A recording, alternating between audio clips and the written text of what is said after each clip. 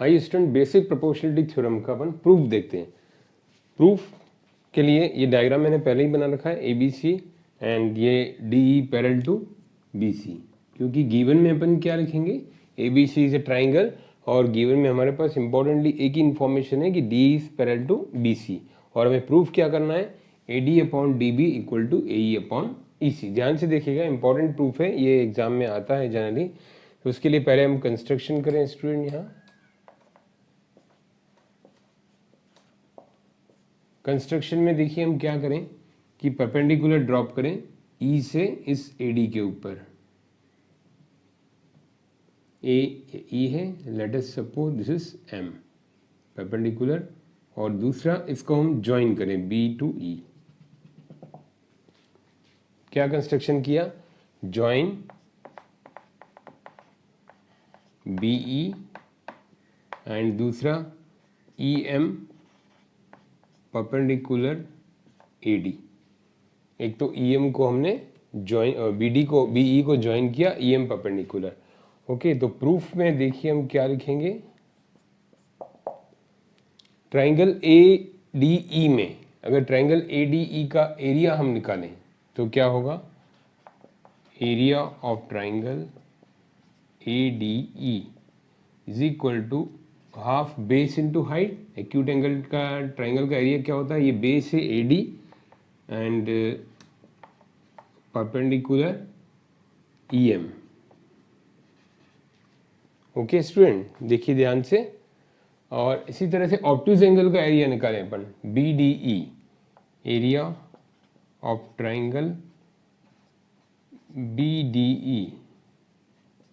तो इसका एरिया कैसे निकालेंगे स्टूडेंट, आपको ध्यान होगा कि जो ऑब्ट्यूज एंगल होते हैं, ऑब्ट्यूज एंगल के लिए हमें अगर एरिया चाहिए हो, ये अगर बेस है तो हम क्या लिखेंगे, हाफ बेस। ये हाइट नहीं होगी, ध्यान रखिएगा। ऑब्ट्यूज के लिए क्या होगी, ये हाइट परपेंडिकुलर होती है तो हम एक ड्रॉप करते हैं ये परपेंडिकुलर और इसको इससे ज्वाइन कर देते हैं, half base into height.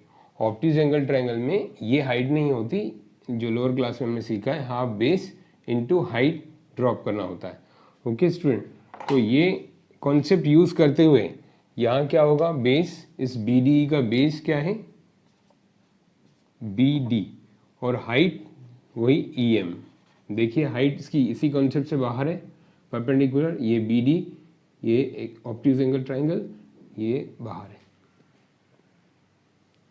Okay, perpendicular ये लेंगे, इस बी डी का एरिया इस कॉन्सेप्ट ले लिया हमने, बाहर जो परपेंडिकुलर ड्रॉप करते हैं।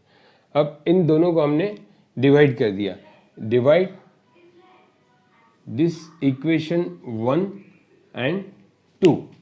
इन इक्वेशंस को अगर अपन डिवाइड करें, यहाँ लिखेंगे डिवाइड 1 एंड 2, यहाँ मैं डायरेक्ट आपके लिए कर रहा हूँ ताकि वीडियो ज़्यादा लंबा ना बने। देखिए इसको डिवाइड किया, half of cancel, E M cancel, तो क्या बचेगा, area of A D E upon area of B D E is equal to A D upon B D. देखिए स्टूडेंट, ये हमारे पास एक ये एक्सप्रेशन आ गया ज्योमेट्रिकल की, A D E upon B D E is equal to बचा क्या, A D upon B D. Clear student. अब इसी तरह से इसको हम कंस्ट्रक्शन उल्टे तरफ करेंगे, सेम यहाँ पर देखिए, इसको कंस्ट्रक्शन हम कहाँ करें, इस तरफ करेंगे। Now join, draw the perpendicular D N, ये रेड कलर से, और join D C, D C को ज्वाइन किया हमने। ओके स्टूडेंट, यहाँ ध्यान से देखिए,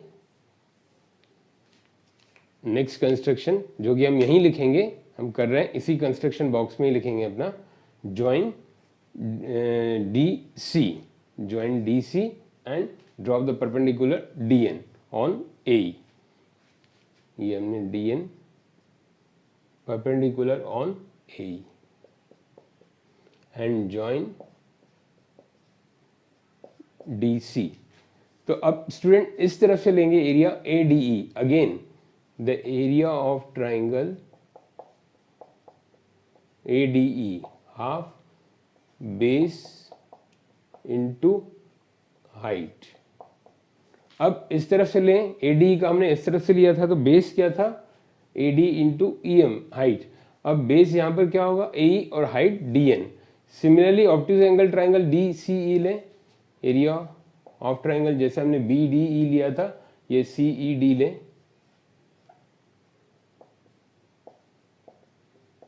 हाफ बेस क्या होगा, CE and height is, base ये रहेगा CE, okay student, and height is DN। Okay student, वही सेम कॉन्सेप्ट कि ऑब्ट्यूज एंगल ट्राइंगल एरिया जो होता है वो क्या होता है, मैंने जो बताया था आपको, इस तरह से लेते हैं। ऑब्ट्यूज एंगल ट्राइंगल जो रहता है, ये बेस रहता है और ये इसकी हाइट रहती है। तो परपेंडिकुलर बनाने के लिए हमें इसको कंस्ट्रक्शन करना पड़ता है। ओके स्टूडेंट, तो ये DCE CED ये ऑब्ट्यूज एंगल ट्राइंगल है, इसकी हाइट यहाँ बाहर की तरफ निकली हुई है जैसे ये है, तो हाफ बेस CE इंटू ये हाइट जी DN। अब ऐसे ही इक्वेशन 3 एंड 4, इसका नाम हमने क्या दिया, इक्वेशन 3 एंड 4। तो आप यहाँ लिखेंगे डिवाइड द इक्वेशन 3 एंड 4, फिर अगली स्टेप में क्या करेंगे, इसको डिवाइड करेंगे। ओके स्टूडेंट, तो देखिए DN DN cancel, half of cancel, क्या बचेगा, ADE upon CED, area of triangle ADCED is equal to AE upon CE।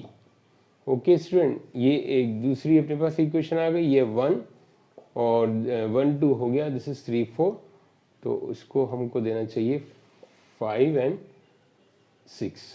Okay student, this is the 5 and 6 equation. तो स्टूडेंट देखिए, अब जो छोटे छोटे फंडामेंटल हम क्या यूज कर रहे हैं इसमें, ये डिवाइड किया, ज्वाइन किया एक तरफ, पहले ये ब्लैक से मैंने ज्वाइन किया, इस तरफ किया है वो रेड से किया, राइट से, तो ये वाला परपेंडिकुलर रेड वाला और ये रेड वाला ज्वाइनिंग। तो अब ये 5 एंड 6 में अब कॉन्सेंट्रेट करिए एक बार। ओके स्टूडेंट, ये इक्वेशन 5 एंड 6 बन गई। अब लेफ्ट में देखिए AD AD, इन दोनों के लेफ्ट में AD AD सेम है, और CD BD में क्या रिलेशन है, 9th क्लास में अपने कॉन्सेप्ट पढ़ाए, ध्यान दीजिए स्टूडेंट, कुछ अगर याद आया आपको, ये दो ट्राइंगल हैं between same parallel and same base, तो इनका एरिया क्या रहता है, equal. Between same parallel and same base, area of the two triangles are equal, एक ही बेस पर है और बिटवीन सेम पैरेलल लाइन है।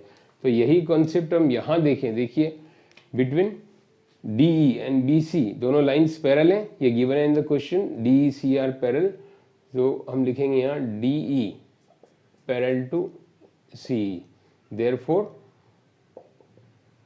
area of triangle BDE, area of triangle BDE equal to area of triangle CED। क्या लिखेंगे reason, between same base and between same parallel, between same base same parallel दोनों area equal. अब हम लिख सकते हैं from 5 and 6, 5 and 6 में देखिए क्या होगा, ये इनका जो LHS है और LHS इक्वल हो गया, क्योंकि न्यूमरेटर ADA और BD एंड CD क्या है आपस में इक्वल। तो हम क्या लिख सकते हैं, therefore AD upon BD is equal to AE upon CE। 5 and 6 में LHS इक्वल है, क्यों इक्वल है, AD एंड AD न्यूमरेटर एक जैसे हैं तो एरिया इक्वल होगा, सेम ट्राइंगल है, और डिनोमिनेटर वाला एरिया इक्वल है क्योंकि दोनों ट्राइंगल क्या है, lying between same parallel and same base, तो देयरफॉर इनका RHS भी इक्वल होगा। तो प्रूव हो गया हमारा, क्या प्रूव हो गया, AD upon BD is equal to AE upon EC। यही हमको प्रूव करना था। देखिए ध्यान से स्टूडेंट,